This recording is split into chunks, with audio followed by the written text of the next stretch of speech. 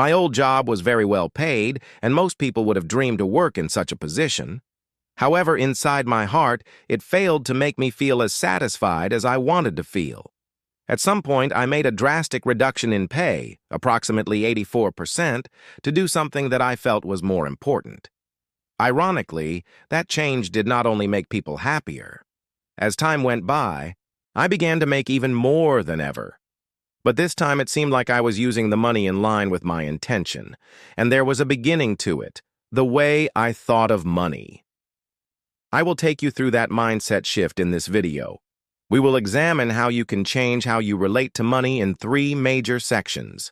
To begin with, we will discuss how to locate your tipping point, at what point having more money no longer helps to improve your life, but becomes a liability.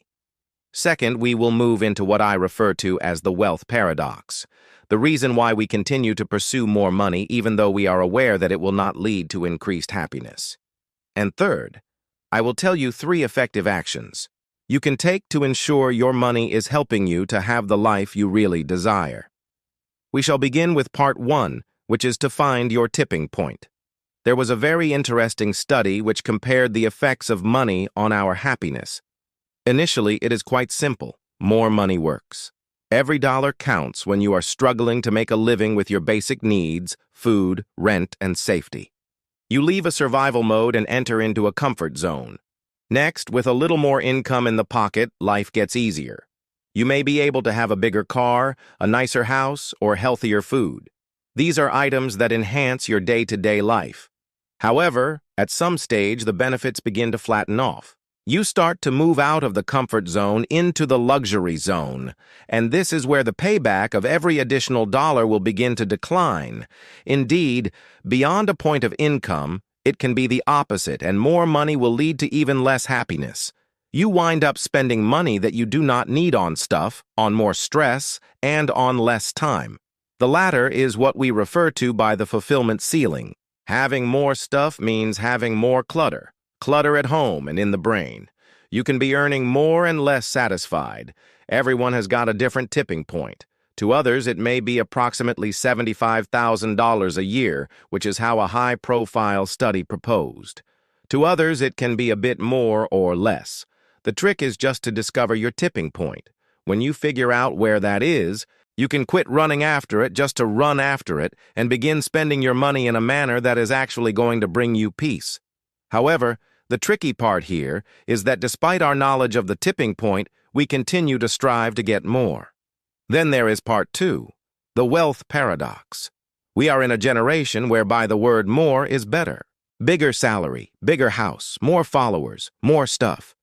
We do not even bother to wonder whether those things really render us happier.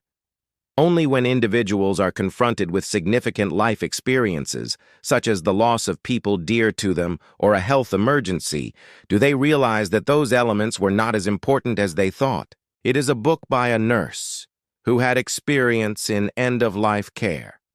She gathered the tales of the greatest regrets of people.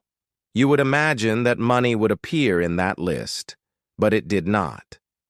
The most frequent regrets were such as, "I wish I had led a life that was more authentically myself," or "I wish I hadn't been such a hard worker," or even "I wish I had been able to be happier." Nobody remarked, "I would rather have made more money." This should be a wake-up call. Yes, it matters. Money when you are in bad health.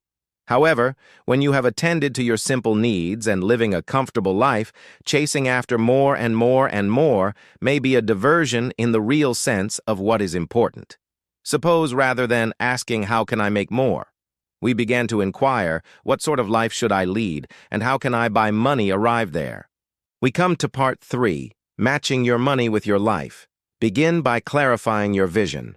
What sort of life do you desire? Not in terms of money, but in terms of your life, emotionally, socially, and spiritually. Would you enjoy more time with family, travel, start up a business, help people, or simply enjoy being at peace? Whatever it is, clarify it. Having your objective in mind, you can apply your money as the instrument to serve your vision.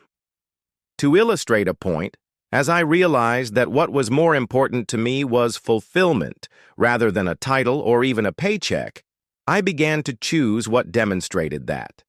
I did not merely save or invest because it was doing right. I had done it because such actions took me one step nearer to the life that I desired. Each and every financial choice, buying what to buy, where to work, etc., was based on that larger picture. Naturally, none of this can be done without a fundamental financial plan. And when you are not aware of the amount of earnings you have, the amount of money you spend, or how your future requirements would be, you are flying in the dark. You do not have to make yourself a financial expert. You just have to take charge. Keep a record of cash coming in and going out, know your cash flow, and ensure that your habits are helping you to achieve your larger goals.